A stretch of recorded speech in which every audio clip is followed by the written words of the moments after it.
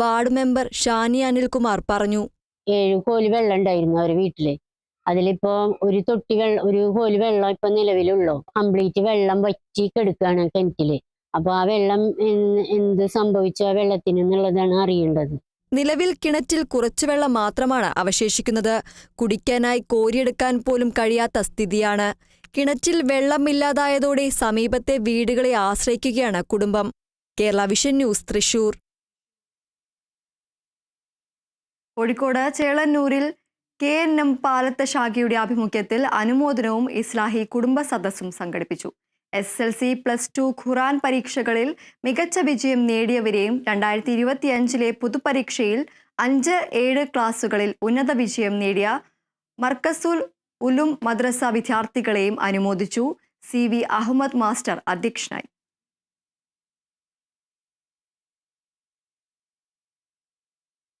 തിരുവനന്തപുരം പൊന്മുടിയിൽ വൈദ്യുതി തൂണിൽ നിന്ന് ഷോക്കേറ്റ കുട്ടിക്കുരങ്ങനെ വനപാലകർ രക്ഷപ്പെടുത്തി.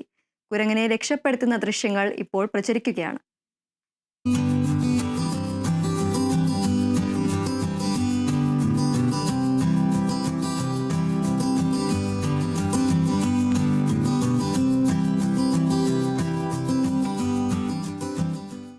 വിനോദസഞ്ചാര കേന്ദ്രമായ പൊന്മുടിയിൽ നിന്നാണ് ഈ കാഴ്ച. പൊന്മുടിയിലെ ഗോൾഡൻ വാലി ചെക്ക് പോസ്റ്റിന് സമീപത്തെ ഇലക്ട്രിക് പോസ്റ്റിൽ നിന്ന് ഷോക്കേറ്റ കുട്ടിക്കുരങ്ങൻ നിലത്തേക്കു വീണു. പാലോട് റേഞ്ചിലെ ബീറ്റ് ഫോറസ്റ്റ് ഓഫീസറായ അരുൺ